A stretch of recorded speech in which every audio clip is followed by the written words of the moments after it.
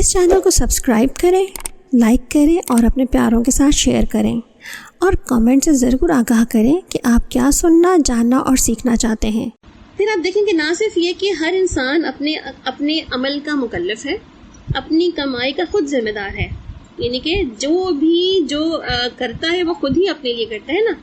اللہ تعالیٰ قرآن پاک میں سورہ غافر میں فرماتے ہیں الیوم تجزی کل نفس بما کسبت لا ظلم اليوم،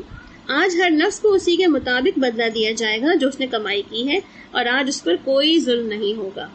یعنی کہ اب اس کے بعد کیا ہے، نیکسٹ اسٹیپ پہ جو کمانا ہے ہم نے خود کمانا ہے، اپنی جو کتاب ہے نا ہم نے خود ہی بھرنی ہے، اپنے جو رجسٹرز ہیں ہم نے خود ہی لکھوانے ہیں، اس کے اندر کیا لکھنا ہے ہمیں وہ ہم خود ہی جانتے ہیں۔ پھر اللہ تعالیٰ خدا خود ہمیں سورہ انسان کی آیت نمبر جو ہے وہ 3 میں دیکھا تھا، اِنَّا هَدَيْنَاهُ السَّبِيلَ إِمَّا شَاكِرًا وَإِمَّا كَفُورًا، کہ ہم نے تو انسان کو راہ دکھا دی ہے نا، ہم نے تو انسان کو آلریڈی رستہ بتا دیا ہے، اب جو چاہے اس کی طرف چلنا چاہے، جو چاہے چلے، جو چاہے نہ چلے، چاہے تو وہ شکر گزار ہو جائے، چاہے تو وہ ناشکرہ بن کرے، یعنی کہ choice is yours, what to do, کرنا کیا ہے، اٹس اپ ٹو یو، کہ آپ کریں گے کیا۔ آپ چاہیں تو اس کتاب کو اٹھا لیں، اس مہینے میں پڑھ لیں، سمجھ لیں، اور اپنی زندگیوں کو جو ہے آئندہ سال کے لیے جو ہے وہ صحیح کر لیں، اور آپ چاہیں تو اس کو اٹھا کر کے بس ریڈ آؤٹ کریں اس کو، اور اس کو اٹھا کے رکھ دیں کہ بس ٹھیک ہے، پڑھ تو لیا، پڑھنا ہی کام تھا نا، بس نیکیاں مل گئی مجھے، اس سے زیادہ مجھے چاہیے ہی نہیں کچھ بھی۔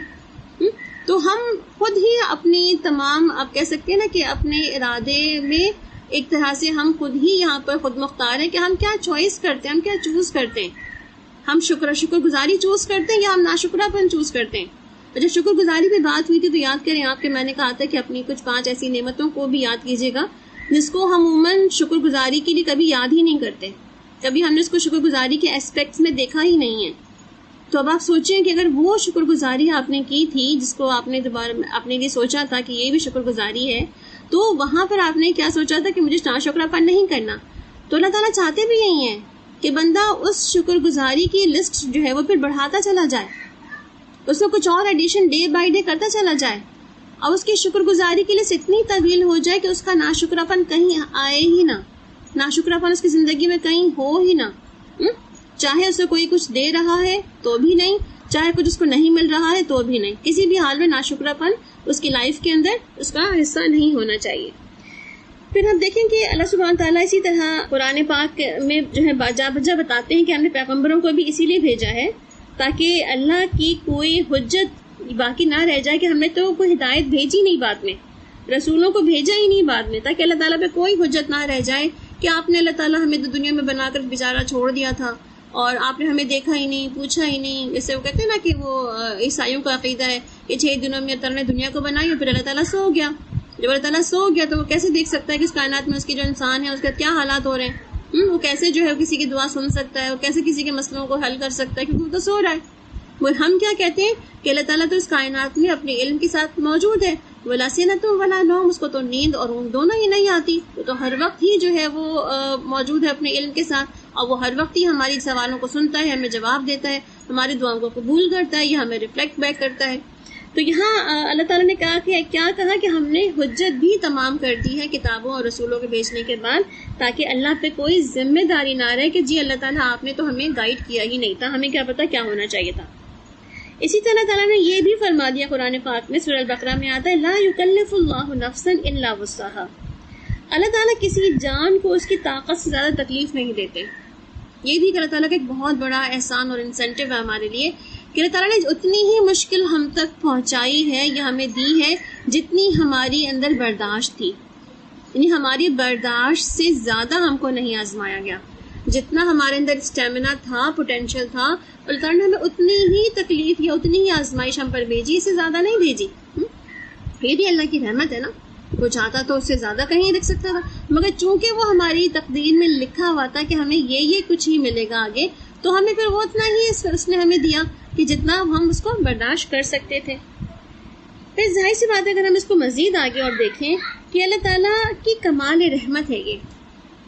کہ وہ اس کی کمال رحمت ہے نا کہ وہ ہمیں ہماری اوقات سے زیادہ نہیں آزماتا ہمیں، اور اسی لیے ہم اس کی رحمت کی بنا پر ہی آپ کہتے ہیں نا اس کو ہم ظلم کی طرف منسوب نہیں کرتے کہ یہ تو اللہ کا ظلم ہے، کہ اس نے کائنات میں بنا کے ہمیں چھوڑ دیا اور وہ ہمیں دیکھ ہی نہیں رہا کہ ہم مسلمانوں کا کیا حال ہے. آج مسلمان پس رہے ہیں, آج مسلمان مر رہے ہیں, آج مسلمان ہر جگہ تباہ برباد ہیں, اور اللہ تعالیٰ تو ہمیں دیکھتا ہی نہیں, وہ تو بڑا ظالم ہے. تو ہم ایسا نہیں کہہ سکتے. کیوں؟ کیونکہ اللہ تعالیٰ کی رحمت ہے یہ بھی, کہ اس نے جو مسلمانوں پر اگر کوئی مشکل وقت آ رکھا ہے تو وہ دیکھنا یہ چاہیے کہ مسلمانوں نے ایسا کیا کیا کہ ایسا مشکل وقت ان کے اوپر آیا, کہاں غلطیاں کی جس کی بنا پر ان کو یہ وقت دیکھنا پڑ رہا ہے. تو کہیں نہ کہیں تو وہ ہمارا ارادہ اور اختیار ہو گیا نا, اللہ کی رحمت تو نہ ہوئی. کیونکہ اللہ تو اپنی رحمت سے صرف خیر کے راستے ہی دکھاتا ہے ہمیں, خیر کا حکم دیتا ہے اور شر کو کرنے سے تو روکتا ہے.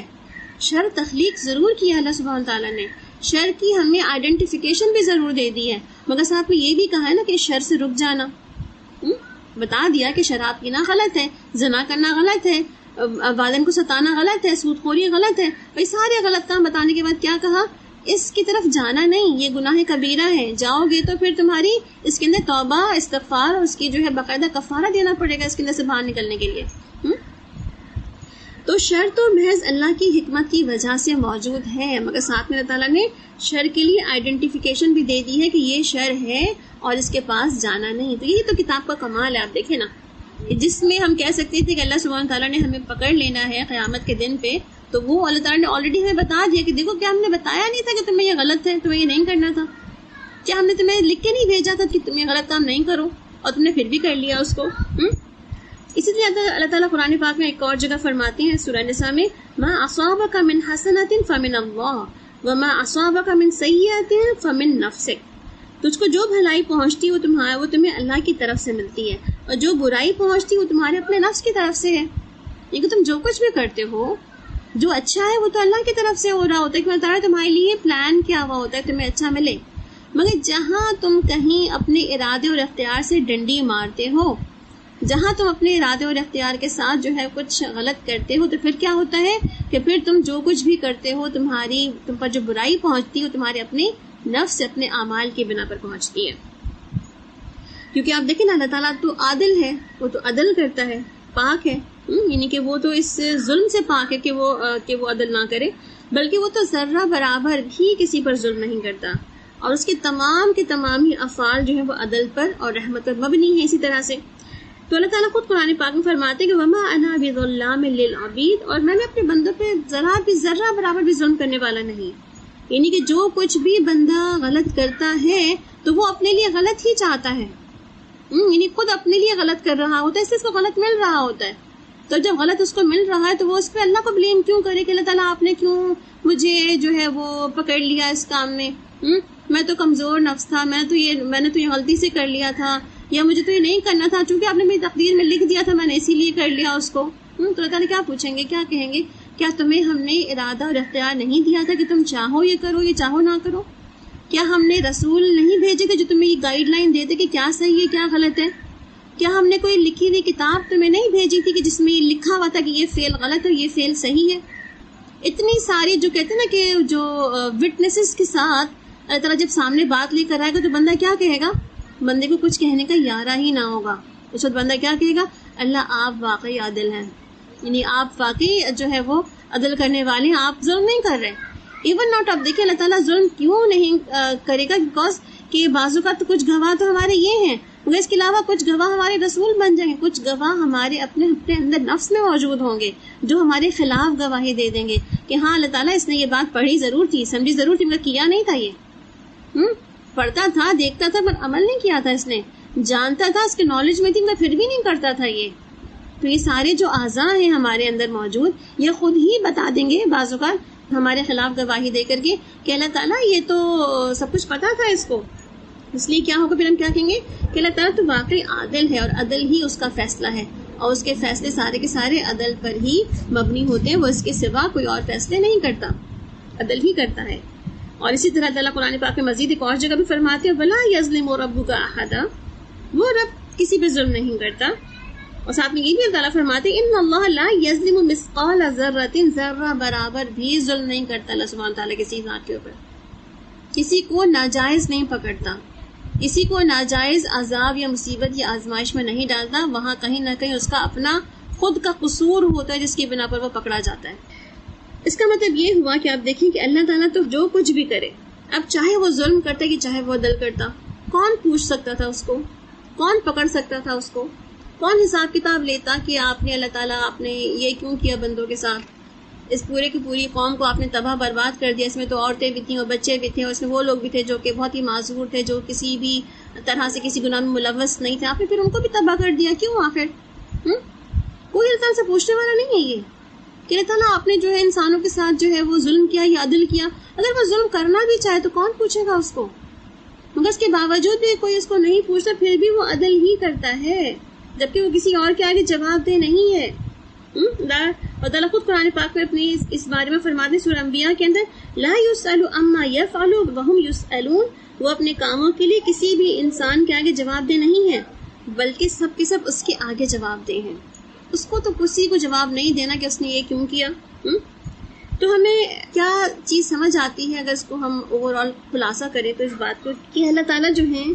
جنہوں نے انسان کو پیدا کیا ہے اور اس کے افعال کو بھی پیدا کیا, انسان جو کام کرتا ہے, جو خیر اور شر, جو راستے ہیں سارے کے سارے, وہ بھی اللہ تعالیٰ نے بنا دیے ہیں.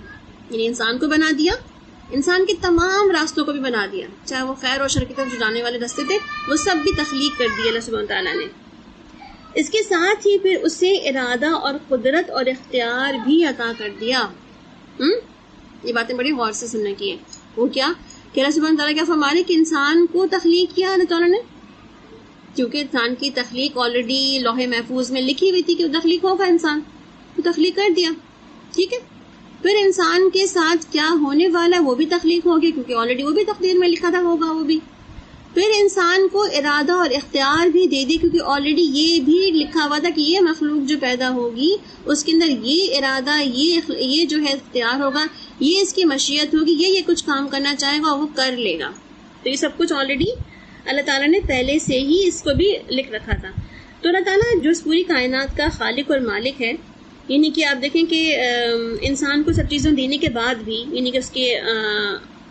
انسان کی بھی تخلیق کرنے کے بعد, انسان کے افعال کو بھی تخلیق کرنے کے بعد, اس کی تقدیر بھی ساری لکھ دینے کے باوجود بھی, اور اس کو ارادہ اور اختیار بھی عطا کر دینے کے باوجود بھی, اللہ تعالیٰ نے انسان کو عقل جیسی نعمت عطا فرمائی ہے. آئی ہے نا عقل ہمیں ابھی تک؟ الحمدللہ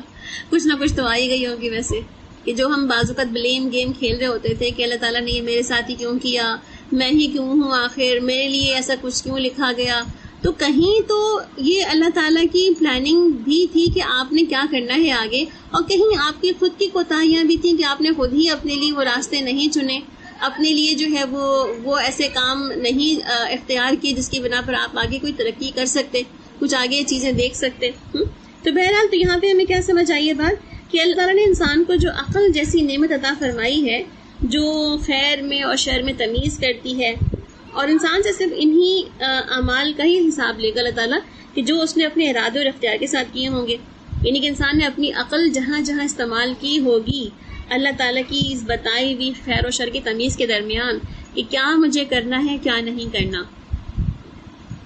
کس طرف جانا ہے اور کس طرف نہیں جانا, کن راستوں کو جو ہے میں نے دیکھنا بھی نہیں اور کن راستوں پہ جو ہے وہ مجھے اس میں جا کر راستہ اختیار کرنا ہے اپنے لیے. تو اللہ تعالیٰ نے یہ ساری عقل تمیز ہمیں دے رکھی ہے. اس تمیز کو ملنے کے بعد بھی اگر ہم خیر اور شر میں ڈفرینشیٹ نہ کر پائیں, خیر اور شر میں اپنے راستے نہیں لے پائیں کہ ہمیں خیر کی طرف جانا ہے شر کی طرف جانا ہے, تو پھر ہم اللہ تعالیٰ کو کیسے بلیم کر سکتے ہیں کہ اللہ تعالیٰ آپ نے میرے ساتھ بہت برا کیا, آپ نے میرے ساتھ ایسا کیوں کیا, فلاں میں نے جو ہے وہ اتنی ایجوکیشن حاصل کی تھی, میں نے آگے کیوں اسٹڈی نہیں کر پائی, میں فلاں جو ہے میں نے اتنے ساری جو ہے ڈگریز لے رکھی ہیں, میں اس کے باوجود بھی کام کیوں نہیں کر پا رہی, فلاں جو ہے میرے پاس اتنی استطاعت ہے, گھر ہے, ہر چیز سپورٹ لائن ہے, اس کے باوجود بھی یہ کام نہیں کر پا رہی میں, یا اتنے سارے اللہ تعالیٰ نے بڑے ہمیں آسان راستے دے رکھے ہیں اور طریقے سمجھا رکھے ہیں, لوگ ہمارے لیے سپورٹ کے لیے ہیلپ فل, اس کے باوجود بھی ہم کچھ نہیں کر پا رہے. تو اب دیکھیں اللہ سبحانہ تعالیٰ نے نہ صرف یہ کہ ہمیں عقل دی ہے, خیر و شر کے راستے بھی بتا دیے, بلکہ ساتھ ساتھ ہی ہم نے ارادہ اور اختیار بھی دے دیا ہے کہ ہم چاہیں تو اپنی عقل کے ساتھ وہ راستہ چنیں جو ہمارے لیے خیر کی جانے کی طرف لے جاتا ہو, اور وہ راستہ نہ چنیں جو ہمیں شر کی طرف لے جاتا ہو. تو لہٰذا انسان جو ہے, یعنی کہ اب ہم یہ دیکھیں کہ کیا انسان مجبور ہے پھر, کہ ابھی ہم نے بات کی کہ تقدیر لکھی ہوئی ہے, سب کچھ لکھا ہوا ہے, جو وہ کرے گا وہ بھی لکھا ہوا ہے, جو ہونا ہے اس کے ساتھ وہ بھی لکھا ہوا ہے, تو کیا انسان مجبور ہے؟ نہیں, انسان مجبور نہیں ہے. انسان صاحب اختیار ہے، انسان اپنے افعال اور عقائد میں خود مختار ہے کہ وہ چوز کر سکتا ہے اپنے لیے وہ کس عقیدے کی طرف جانا چاہتا ہے. اب دیکھیں آج عقائد کے اوپر کتنی بڑی بحث ہے نا، کہ آج عقیدے میں ہم دیکھتے ہیں کہ لوگوں کا ایک تو اوور آل اللہ سبحانہ تعالیٰ کی ذات پر عقیدہ، کتنی وہاں پہ کنفیوژنس پائی جاتی ہیں. کوئی کہتا ہے اللہ کی ذات ہے ہی نہیں، کوئی کہتا ہے کہ وہ ایک نہیں ہے تین ہے، کوئی کہتا ہے کہ نہیں ایک تین بھی نہیں بلکہ تو کئی سارے ہیں، اور کوئی کہہ رہا ہے کہ وہ صرف ایک ہے، اور کوئی کہہ رہا ہے صرف سے ہے ہی کوئی نہیں اللہ تعالیٰ کی ذات. کتنی کنفیوژنس پائی جاتی ہے نا ہمارے اندر کہ ایک ہی چیز کے بارے میں، عقیدے کے بارے میں. اسی طرح ہمارے ڈفرینٹ افعال کے بارے میں، کسی چیز کو ہم کہتے ہیں کہ نہیں یہ حلال ہے، کچھ کہتے ہیں نہیں جی یہ حرام ہے. ہم کہہ رہے ہیں کہ جی یہ تو کرنا ناجائز ہے، کوئی کہہ رہا ہے فلاں کہ نہیں تو جائز ہے، اس میں تو کوئی مذائقہ ہی نہیں ہے. تو اگر ان سب چیزوں کے اندر اصل کیا ہوگا یہ کون بتائے گا ہمیں؟ یہ اللہ بتائیں گے، اللہ کی بھیجی ہوئی کتاب بتائے گی، اللہ کے بھیجے ہوئے رسول بتائیں گے. وہ کرائیٹیریا جو سیٹ کر دیا اللہ سبحانہ تعالیٰ نے وہ بتائے گا ہمیں کہ ان سب چیزوں میں رائٹ کیا تھا اور رانگ کیا تھا. اسی لیے تو آپ دیکھیں نا کتاب پر ایمان بھی ہمارے ایمان کی بڑی شرط میں سے ایک شرط ہے، اور اس پر ایمان نہ ہوا تو ہمارا ایمان کمپلیٹ نہیں ہوگا. کتاب تو ایک جز ہے نا. آپ یہ کہتے ہیں کہ یہ کتاب اللہ تعالیٰ کی طرف سے نہیں ہے، یہ کتاب تو ہے اللہ تعالیٰ کی طرف سے، بس میں مانتی نہیں ہوں کہ واقعی اللہ کی طرف سے ہے، واقعی اس پہ ہمیں پڑھنا، اس کو میں پڑھنا بھی چاہیے، واقعی اس پہ ہمیں عمل بھی کرنا چاہیے، یہ واقعی یہ عمل کی کتاب ہے، یہ بس میں یہ نہیں مانتی، بس ہے کتاب اللہ کی طرف سے. ہمارا ایمان جہاں کھوکھلا ہوگا اس کتاب کے اوپر، ہماری ساری کی ساری جو عمارت ہے نا وہ گر پڑے گی. کیوں؟ ہماری یہ بہت بیس لائن ہے عمارت کی جس میں کتاب کا ذکر موجود ہے. تو اللہ سبحانہ تعالیٰ نے ہمیں کیا یہاں بتایا کہ انسان صرف مجبور نہیں ہے بلکہ صاحب اختیار ہے، اپنے افعال میں اور اپنے عقائد کو اختیار کرنے میں بھی خود مختار ہے کہ جو چاہے وہ اختیار کرے. وہ چاہے تو اس راستے پہ چلے جو کہ عقیدہ ناجیہ ہے، جو فرقہ ناجیہ جو ہے وہ نجات کی طرف لے جانے والا عقیدہ ہے، یا اس راستے پہ چلے جس میں کوئی نجات ہی نہیں ہے، یا اس راستے پہ بھی چلے جس میں کوئی کنفیوژنس پائی جاتی ہے. آئدر اٹ از رانگ اور رائٹ، پتہ نہیں صحیح کیا غلط کیا ہے. اچھا اینڈ ریزلٹ دیکھیں گے کیا ہوتا ہے. اللہ تعالیٰ جب فیصلہ کرے گا تب پتہ چل جائے گا کیا ہوتا ہے. یعنی کہ ہم نے کچھ لوگوں نے اپنے اس عقیدے کی یقین کو ہم نے اس اسٹیج پر بھی رکھا ہوا ہے کہ جہاں ہمیں شبہ بھی ہے کہ صحیح ہے کہ نہیں. لوگ کہہ رہے ہیں کہ یہ ٹھیک نہیں ہے، ہمیں پتہ نہیں لگتا کہ ٹھیک ہے کہ نہیں ہے. پتہ نہیں، چلو قیامت میں دیکھیں گے کیا ہوتا ہے. تو یہ ہم نے وہاں کے لیے بھی چھوڑ رکھا ہے اپنے عقیدے کو. تو اب دیکھیں یہاں انسان کہتے ہیں نا کہ باقاعدہ با اختیار مخلوق ہے، جس کو نہ صرف یہ کہ اپنے کاموں میں با اختیار ہے، اپنے عقائد کو چوز کرنے میں بھی با اختیار ہے کہ وہ کس طرف جائے. چاہے وہ اللہ کی صحیح راستے کی طرف جائے، صحیح صراط مستقیم کی طرف جائے، اور یا تو جو ہے وہ ایسے راستے چن لے جو کہ اس کو بھٹکا سکتے ہیں. پھر آپ دیکھیں کہ ہاں اتنی سی بات تو ضرور ہے کہ انسان کو اختیار تو دیا ہے ساتھ میں، اور اللہ تعالیٰ نے ساتھ میں اپنی چاہت بھی بتا دی ہے. اور بعض اوقات کیا ہوتا ہے کہ چاہت اللہ کی چاہت کے تابع ہو جاتی ہے. یعنی کہ جب انسان کی چاہت اللہ کی چاہت کے تابع ہو جاتی ہے تو اس کے بعد کیا ہوتا ہے کہ انسان جو کچھ بھی چاہتا ہے پھر وہ بھی کرتا ہے، وہ سب اللہ کی مشیت کے ساتھ ہی ہو رہا ہوتا ہے. یعنی کہ بعض اوقات کچھ کام ایسے ہوتے ہیں نا کہ جو اللہ تعالیٰ نے لکھے ہوئے میرے بندے کے ساتھ ہی اگلے میں نا، کہ میرا بندہ جو ہے وہ جیسے اس دفعہ الحمدللہ بہت سارے نئے لوگوں نے ہمیں اس قرآن کلاس میں جوائن کیا ہے. تو آلریڈی اللہ تعالیٰ نے پچھلے سال کی تقدیر جب اتاری تھی شب قدر میں، اس وقت ہی لکھ دیا تھا کہ کتنے لوگ جو ہیں دوبارہ سے اس دین کو سمجھنے اور پڑھنے کے لیے آگے آئیں گے، اس کو سمجھیں گے. اور جب آپ نے اس تقدیر پر عمل کر لیا تو کیا ہو گیا، آپ کی چاہت اللہ کی چاہت سے مکس اینڈ میچ ہو گئی، اور اس کے بعد آپ کے لیے وہ چیز کرنا آسان ہو گئی. تو ہوتا وہی ہے کہ اللہ تعالیٰ جو چاہتے ہیں، مگر بعض اوقات ہوتا ہے کہ ہم اپنے ارادہ اور اختیار سے بھی وہی چاہیں جو اللہ چاہتا ہے، تو پھر ہماری چاہت اللہ کی چاہت سے جو ہے وہ اٹیچ ہو جاتی ہے، اور پھر ہوتا وہی ہے جو اللہ چاہتا ہے. کیونکہ اللہ جو نہیں چاہتا وہ پھر بندہ کرتا بھی نہیں ہے، کیونکہ اس کی تقدیر میں وہ لکھا نہیں ہوتا کہ وہ بندہ یہ کرے گا. اس لیے ہم اس کو یوں کہہ سکتے ہیں کہ اللہ تعالیٰ بندوں کے افعال کا خالق ہے، اور بندے وہ افعال اختیار کرنے والے ہیں، یعنی اللہ کی طرف جو ہے وہ اپنی تمام کوششوں کے ساتھ بڑھنے والے ہیں، اللہ کی چاہت کو اختیار کرنے والے ہیں، اللہ کے بتائے ہوئے عمل یا اس کے چاہے ہوئے عمل کو چاہتے ہیں اور وہاں تک پہنچ جاتے ہیں. یعنی کہ اللہ تعالیٰ تو بندوں کو تخلیق کرنے کے بعد اس کی اعمال کو بھی تخلیق کر چکا، اس کے افعال کو بھی جو وہ کرے گا تخلیق کر چکا ہے. مگر جو اللہ تعالیٰ چاہتے ہیں بندے سے، جب بندہ وہ کرنا شروع کر دیتا ہے تو پھر کیا ہوتا ہے کہ دونوں کی جو چاہتے ہیں وہ ایک جیسی مل جاتی ہیں، تو پھر وہ کام جو ہے وہ ایکسلنٹ ہو جاتا ہے وہاں پر کہ بندے کی چاہت اللہ کی چاہت سے مل جاتی ہے۔ پھر آپ دیکھیں کہ اللہ سبحانہ تعالیٰ خود بھی قرآن پاک میں ایک اور جگہ فرماتے ہیں، سورہ تکویر کے اندر ہی آتا ہے کہ ان هو الا ذکر للعالمین لمن شاء منکم ان یستقیم وما تشاءون الا ان یشاء اللہ رب العالمین۔ یہ تو تمام جہان والوں کے لیے نصیحت نامہ ہے، اس کے لیے جو تم میں سے چاہے سیدھی راہ پہ چلنا، یعنی جو کوئی سیدھی راہ پہ چلنا چاہے وہ سیدھی راہ پہ چلے، اور تم پروردگار عالم کے چاہے بغیر کچھ نہیں چاہ سکتے، یعنی کہ اللہ نہ چاہے تم پھر کچھ بھی نہیں چاہ سکتے، یعنی کہ اللہ کی چاہت سے ہی ملنا۔ تو اب دیکھیں ہمیں یہاں یہ بات بھی سمجھ آ رہی ہے نا، اس کا مطلب کیا ہے؟ بعض اوقات ہمیں اللہ تعالیٰ سے وہ دعائیں مانگنی چاہیے کہ اللہ تعالیٰ آپ کیا چاہتے ہیں، آپ نے میرے لیے کیا چاہا ہے،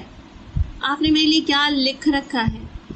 آپ نے میرے لیے کیا جو ہے وہ تقدیر میں لوح محفوظ میں لکھ رکھا ہے۔ اللہ تعالیٰ مجھ سے وہی اعمال کروا لیں، مجھ سے وہی ان راستوں کی ہدایت دے دیں، مجھے ان راستوں پر آپ ہی گائیڈ کر دیں کہ مجھے نہیں سمجھ آ رہی کہ صحیح کیا ہے غلط کیا ہے، میں کنفیوز ہوں، مجھے کچھ سمجھ نہیں آ رہا، مجھے کدھر جانا ہے، مجھے کدھر نہیں جانا، مجھے کیا کرنا ہے اور کیا نہیں کرنا۔ اللہ تعالیٰ آپ گائیڈ کر دیں، مجھے آپ بتا دیں۔ اور جب ہم کہتے ہیں نا ان دعاؤں کے ساتھ ایک دعا جس کو آپ صلی اللہ علیہ وسلم نے سکھایا ہم نے کہ اللہم ایدنی بروح القدس، ہم کہتے ہیں کہ اللہ تعالیٰ اپنے روح القدس کے ذریعے میری مدد فرما دے کہ مجھے کیا کرنا ہے، مجھے کس راستے کو اڈاپٹ کرنا ہے، مجھے کس راستے پہ نہیں جانا ہے۔ اللہ تعالیٰ سے ہم جو کہتے ہیں نا کہ اللہ تعالیٰ آپ مجھے گائیڈ کریں، یہاں ہم استخارہ کر رہے ہوتے ہیں، اللہ تعالیٰ سے مشورہ مانگ رہے ہوتے ہیں، اللہ پلیز گائیڈ اس کہ ہم کہاں جائیں، کیا کریں۔ تو پھر آپ دیکھیں جب ہم یہ سب کچھ کر رہے ہوتے ہیں اس میں کیا کہتے ہوتے ہیں، اللہ تعالیٰ ہمیں نہیں پتا کہ ہماری آگے کی تقدیر میں کیا لکھا ہے، ہمیں نہیں پتا کہ آپ کیا چاہتے ہیں، کوشش تو ہماری یہی ہے کہ ہم وہ عمل کریں جو اللہ چاہتا ہے، تاکہ اللہ کی چاہت ہماری چاہت مل جائے تو وہ ایک بہترین عمل جو ہے وہ پروڈیوس ہو جائے۔ مگر جب ہم اللہ کی چاہت کو جان لیں گے جبھی تو ہم وہ والے کام کریں گے نا، تو اس کے لیے ہم دعا کر سکتے ہیں کہ اللہ تعالیٰ ہمیں وہ عمل کرنے کی توفیق دے، وہ ہمارے عمل ہمیں سکھا دے، سمجھا دے، سجھا دے کہ جس سے تو راضی ہوتا ہے، جو تیرے جو ہے پسند کے عمل ہیں، تو اللہ تعالیٰ اپنے پسند کے اعمال ہم سے کروا لے۔ تو اس کے لیے ہمیں دعائیں مانگنی چاہیے کہ جس تقدیر کا ہمیں نہیں پتا، ہمیں اپنی آگے کی منزلوں کا نہیں پتا، ہمیں یہ نہیں پتا کہ ہمیں کیا صحیح اور کیا غلط ہے، تو ہم اللہ تعالیٰ سے دعائیں کر سکتے ہیں اس معاملے میں کہ اللہ تعالیٰ آپ کو تو سب ہی پتا ہے، آپ مجھے اسی راستے پر، ہم کہتے ہیں جب اہدنا الصراط المستقیم، اللہ مجھے سیدھے راستے پہ چلانا، تو اس میں ہم کیا کہتے ہیں، اللہ تعالیٰ مجھے نہیں پتا کہ میری تقدیر میں کون سا راستہ لکھا ہے آگے، مجھے نہیں پتا کون سا راستہ صحیح ہے کون سا راستہ غلط ہے، مگر ہم اللہ سے کہہ رہے تھے اللہ تعالیٰ ہمیں صحیح راستہ دکھا دینا،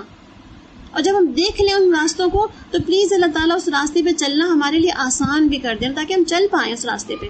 اور جب ہم چلنا شروع کرتے ہیں تو پھر ہم کیا دعا کرتے ہیں، اللہ تعالیٰ ہمیں نہیں پتا کہ اس راستے پہ چلتے ہوئے ہم منزل تک بھی پہنچیں گے یا نہیں، اللہ تعالیٰ پلیز منزل تک بھی پہنچا دینا ہمیں۔ تو ہم اس دعا میں بھی کیا اپنی تقدیر سے دعا کر رہے ہوتے ہیں نا، تو انشاءاللہ جب بھی ہم اس دعا کو مانگیں گے، اہدنا الصراط المستقیم نمازوں میں پڑھیں گے، تو ہماری نظر میں یہ تینوں دعائیں اس کے ساتھ رہنی چاہیے کہ اللہ ہماری تقدیر میں آگے جو لکھا ہے پلیز ہمیں ایسی راہ دکھا دے۔ اور آپ دیکھیں بعض اوقات لوگ کہتے ہیں نا کہ پتہ نہیں فلاں شخص کو ہدایت کیسے مل گئی، اتنا برا تھا یہ، اتنا غلط تھا یہ، اس نے کب، آپ کو کیا پتا ہے کب کس دل سے اس نے یہ دعا مانگ لی ہو، کب اس نے اس دل سے یہ کہہ دیا ہو اللہ تعالیٰ اہدنا الصراط المستقیم، اللہ مجھے سیدھا راستہ دکھا دینا۔ اور جب اس نے وہ دعا مانگی ہو تو کیا پتہ وہ قبولیت کی گھڑی ہو جو قبول ہو گئی ہو، اور اللہ تعالیٰ نے اس کو جو ہے ایک عمر کے بعد اور ایک تمام گناہوں کی کرنے کے بعد اس کو وہ راستہ دکھا دیا کہ اب تم صحیح کر لو اس کو۔ تو جب ہم یہ دعا مانگے تو ہم کیا مانگ رہے ہوتے ہیں، اللہ تعالیٰ ہمیں پتہ نہیں ہماری تقدیر میں آگے کیا لکھا ہوا ہے، بدبختی ہے، خوشبختی ہے، صحیح ہے کہ غلط ہے ہمیں نہیں پتا، اللہ تعالیٰ آپ ہمیں اس راہوں کو دکھا بھی دیں، اس راہ پہ چلا بھی دیں۔ اور جب منزل ہمیں بہت لا علم ہے، ہم منزل کے بارے میں نہیں پتا، ہمیں یہ منزل ہمیں کہاں تک لے جائے گی، کہ آخری دم تک ہم ثابت قدم رہیں گے بھی کہ نہیں، آخری دم تک ہمارے جو ہے وہ قدم متزلزل ہوں گے یا نہیں، تو ہم اس وقت تک کی بھی دعا مانگ رہے ہوتے ہیں اللہ تعالیٰ ہمیں صراط مستقیم پر ہی رکھنا، آخری کلمہ لا الہ الا اللہ بھی نصیب کرنا، اور ہمیں اپنی رحمت سے جو ہے جنت میں جگہ دے دینا۔ یہ ساری دعائیں تو ہم مانگ رہے ہوتے ہیں اس کے اندر، مگر ہم اپنی دعائیں ان انٹینشنلی مانگ رہے ہوتے ہیں، اس لیے کبھی سورہ فاتحہ ہم نے کبھی بھی کانشیسلی نہیں پڑھی ہے کہ what do we mean in that، کہ ہم کیا کہنا چاہ رہے ہوتے ہیں اس کے اندر، کیا ہمیں اس کے اندر نظر آ رہا ہوتا ہے، کیا ہمیں اس کے اندر ہمیں کہنا چاہیے، کیا ہمیں اس کے اندر سوچنا چاہیے اس کو کہتے ہوئے کہ ہم کیا کہہ رہے ہیں، کہ وی ریئلی مین اٹ جو ہم یہ کہہ رہے ہیں اہدنا الصراط المستقیم. تو آپ دیکھیں کہ یہاں پہ اللہ سبحانہ تعالیٰ ہمیں جو بتا کیا رہے ہیں کہ یہ تو تمام جہان والوں کی نصیحت ہے، جو چاہے اس راستے کو اختیار کرے، لمن شاء منکم ان یستقیم، جو چاہے اس مستقیم راستے کو اختیار کر لے اور استقامت سے اس راستے پہ چلتا رہے، اور اینڈ انشاءاللہ العزیز اس کی اور اللہ کی چاہت کی مرضی کے مطابق ہو اس کا. پھر اسی طرح آپ دیکھتے ہیں کہ ہم کہ روز قیامت کوئی شخص صرف یہ کہہ دے کہ میں نے تو کفر اور شرک جو ہے وہ صرف اس لیے کیا کہ اللہ نے تقدیر میں لکھا ہوا تھا میری، یہ کہ میری تقدیر میں ہی لکھا تھا کہ میں جو ہوں یہ سب کروں گا، میں بدبخت ہوں، تو پھر میں خوش بختی والے کام کر کیسے سکتا تھا؟ ہوتا نہیں سوال پیدا ہمارے ذہنوں میں کہ آخر جب اللہ تعالیٰ نے پہلے ہی کہہ دیا کہ ہم نے خوش بختی اور بدبختی لکھ دی ہے انسان کے لیے، تو پھر اگر وہ کفر اور شرک میں مبتلا ہے تو غلط کیا ہے اس کے اندر؟ مگر آپ دیکھیں کہ یہی بات اللہ تعالیٰ نے جب قرآن پاک نازل ہو رہا تھا مشرکین نے تقدیر کو ہی حجت بنائی تھی نا اپنے اس بات کو کہتے ہوئے لو شاء اللہ ما اشرکنا ولا آباءنا، کہ اگر اللہ نہ چاہتا تو ہم شرک ہی نہ کرتے اور ہمارے آباء و اجداد بھی شرک نہ کرتے. اسی تقدیر کو تو حوالہ دیا تھا انہوں نے کہ تقدیر تو لکھی ہوئی ہے، تو ہم نے تو آلریڈی جو کیا اللہ تعالیٰ کے کہنے کے مطابق کیا، ہم نے تو کچھ غلط کیا ہی نہیں. تو اللہ تعالیٰ نے وہاں پہ تردید کس الفاظ میں فرمائی تھی ان کی باتوں کی، قل هل عندكم من علم فتخرجوه لنا ان تتبعون الا الظن وان انتم الا تخرصون. آپ کہہ دیجیے کیا تمہارے پاس کوئی دلیل ہے، یعنی کہ تمہاری اس بات کی کہ اللہ نے ہی تمہارے لیے چاہا تھا کہ تم شرک کرو، تو کیا شرک اللہ کی چاہت تھی تمہارے لیے؟ اس بات کے بارے میں کوئی دلیل لا سکتے ہو، کوئی ڈاکیومنٹ پیش کر سکتے ہو، کوئی ریٹن ڈاکیومنٹ، کوئی لکھا ہوا، کوئی بولا ہوا، کوئی نبی پیش کرتے ہو جس نے یہ کہا ہو یہ بات کہ ہاں بھائی اللہ تعالیٰ نے تو چاہا ہی یہی تھا تمہارے لیے؟ اگر ہے لکھا ہوا تو پھر لاؤ پیش کرو، ہمارے سامنے لے کر آؤ. ہم دیکھتے ہیں کہاں پہ کوئی ڈاکیومنٹ لکھا ہوا ہے شرک کے بارے میں کہ اللہ نے تو یہی کہا تھا کہ تم میرے بندے تم شرک ہی کرنا دنیا میں جا کر کے. اللہ تعالیٰ کیا فرماتے ہیں پھر اس کے بعد میں، تم لوگ تو محض خیالی باتوں پہ چل رہے ہو، یعنی کہ یہ سب تمہاری اپنی امیجنیشنز ہیں، اپنے دماغ کے تمہارے فطور ہیں، یہ تمہارا دماغ تمہیں وہ راستے دکھا رہا ہے کہ جس پہ کہہ رہے کوئی بات نہیں، اب جو کر لیا سو کر لیا، اس پہ شرمندگی کیسی ہے؟ اور یہ سب کچھ تو اللہ نے کیا ہے، ہم نے کیا کیا اس کے اندر؟ تو اللہ تعالیٰ کیا فرمایا، تم صرف خیالی باتوں پہ چلتے ہو اور تم بالکل ہی بیکار کی باتیں، صرف اندازے لگا رہے ہو چیزوں کے بارے میں، اندازوں سے بات کر رہے ہو.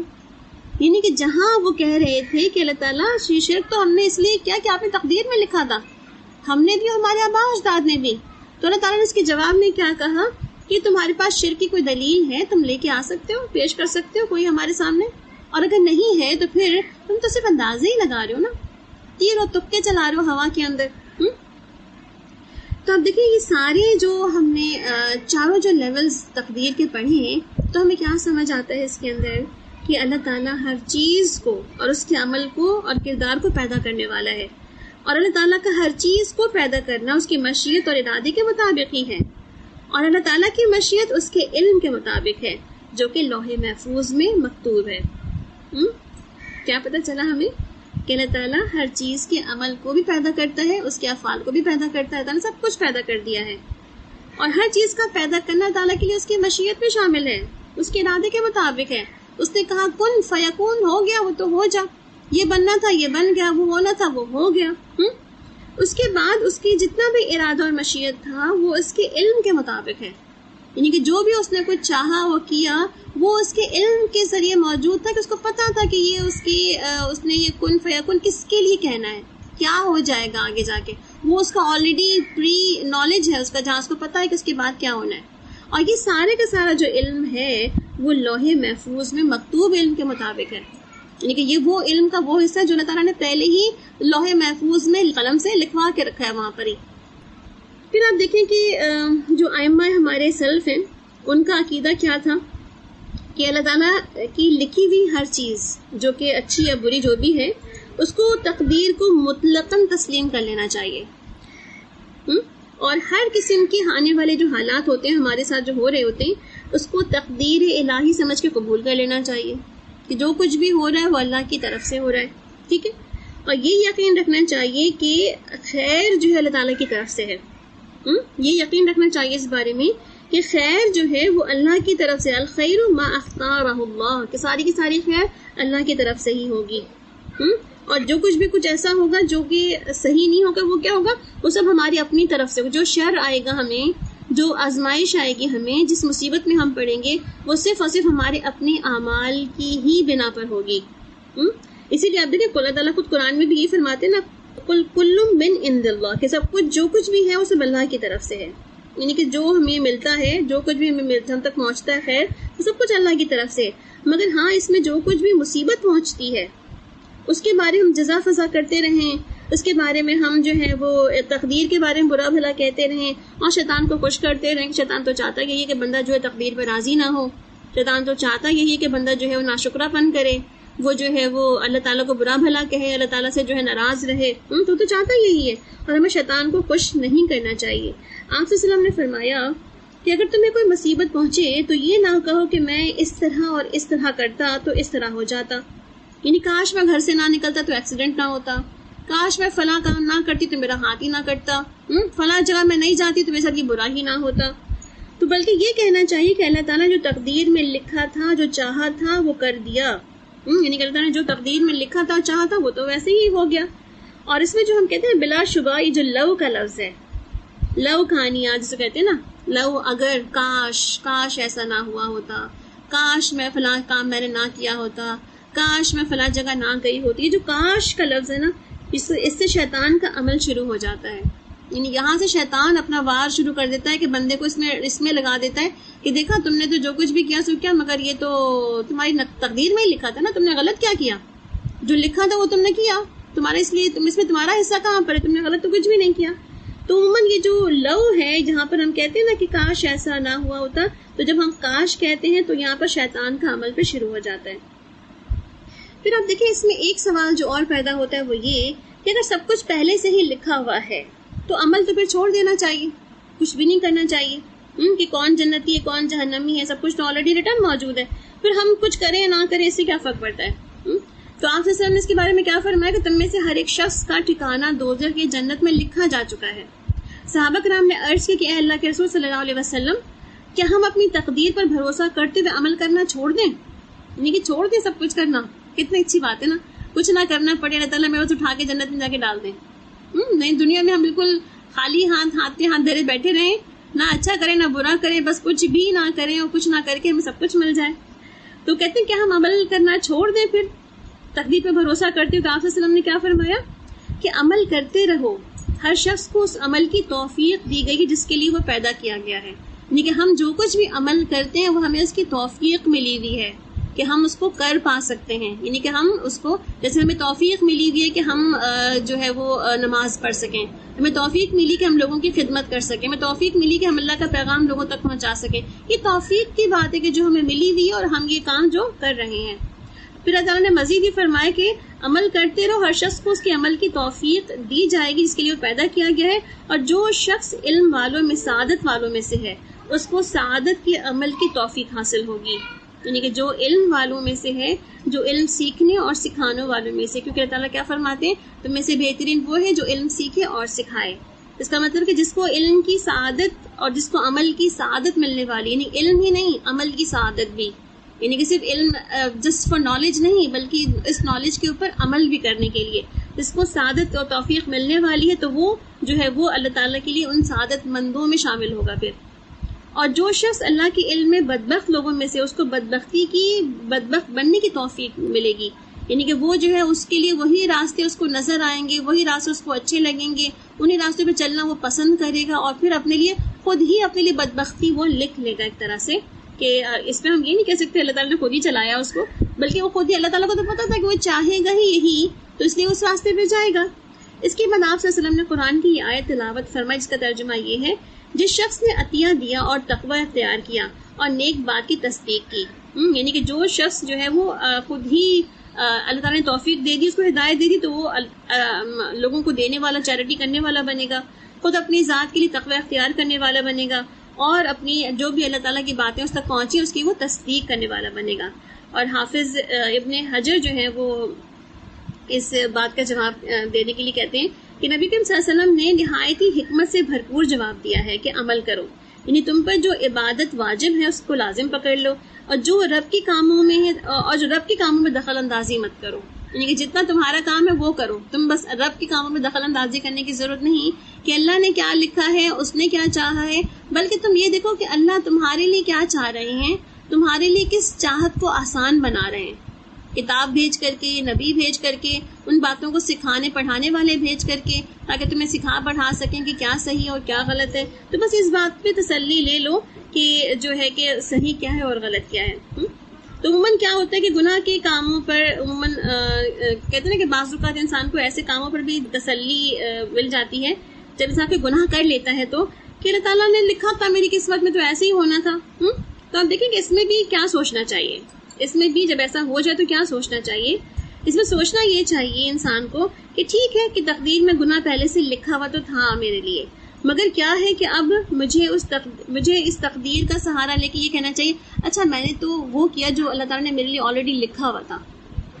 اس کا مطلب کیا ہے کہ اب میں آئندہ وہ نہیں کروں گی کیونکہ یہ تو لکھا ہوا تھا، یہ ہو گیا، بٹ نیکسٹ ٹائم مجھے نہیں کرنا کیونکہ ایک چیز تو ایک دفعہ لکھی ہوئی تھی نا، اب اس کو ریپیٹیشن میں لاؤں گی تو اس کا مطلب ہے کہ وہ میرا اپنا عمل ہے. تو بعض اوقات ہم کبھی کوئی غلط کام پہ پڑ بھی جائیں یا غلط کاموں کی طرف لگ بھی جائیں تو ہمیں جب اس کی آگہی ہو جائے کہ یہ تو میرے نصیب میں لکھا تھا تو مجھے ملا،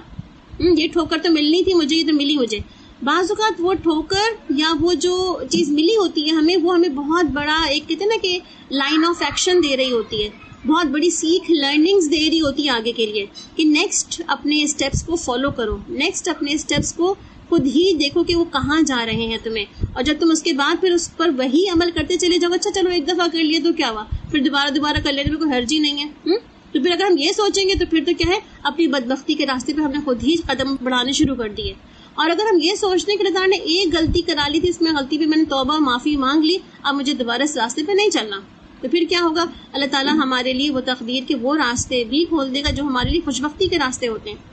تو یہاں ہمیں دونوں نقطے جو ہے بات سمجھ آ گئی. اوور آل اگر ہم بات کو کنکلوڈ کریں تو ہمیں کیا بات سمجھ آتی ہے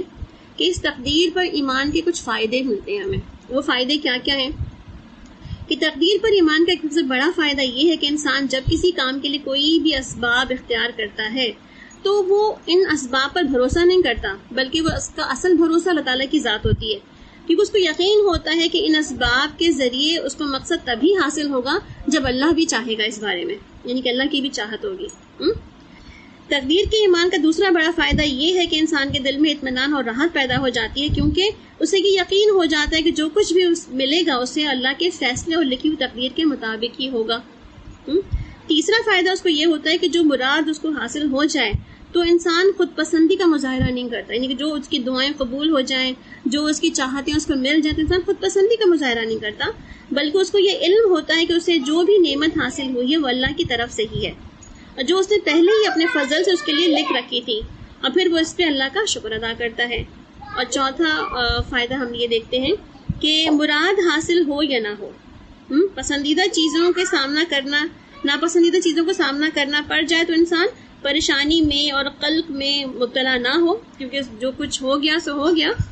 کیونکہ اس کو یقین ہوتا ہے کہ جب اللہ کے فیصلے اور تقدیر سب کچھ اسی کے مطابق ہوئے ہیں تو پھر وہ اس پہ صبر کرتا ہے، یعنی کہ جو کچھ اس کو مس ہیپننگ ہو جاتی ہے اس کے لیے زندگی میں کچھ بھی، تو پھر کیا کرتا ہے، وہ صبر کرتا ہے اور اللہ تعالیٰ سے اجر اور ثواب کی امید رکھتا ہے کہ اللہ تعالیٰ کہ آپ نے جو میرے لیے لکھا تھا میں اس پہ راضی ہوں، اور آپ جو چاہیں میں اسی کے مطابق عمل کرنے کے لیے تیار ہوں. تو انشاءاللہ ہم کل تقدیر کے فوائد کو ایک دفعہ پھر ڈسکس کر لیں گے، اور انشاءاللہ کل ہم اپنے لاسٹ لیسن کی طرف جائیں گے، اور انشاءاللہ کل ہماری کوشش یہی ہے کہ پوری اس لیسن کا ریویو، پوری سورہ کا ریویو کریں انشاءاللہ، اور وہاں پر بہت سارے ٹاپکس جو ہم نے دیکھے ہیں اس کو اوور آل دیکھیں کہ کیا ایک کمپلیٹ میسج بنتا ہے، اور کمپلیٹ میسج پھر ہمیں اس سورہ کے اندر کیا ملتا ہے. انشاءاللہ ہم اس پہ غور و فکر کریں گے کل.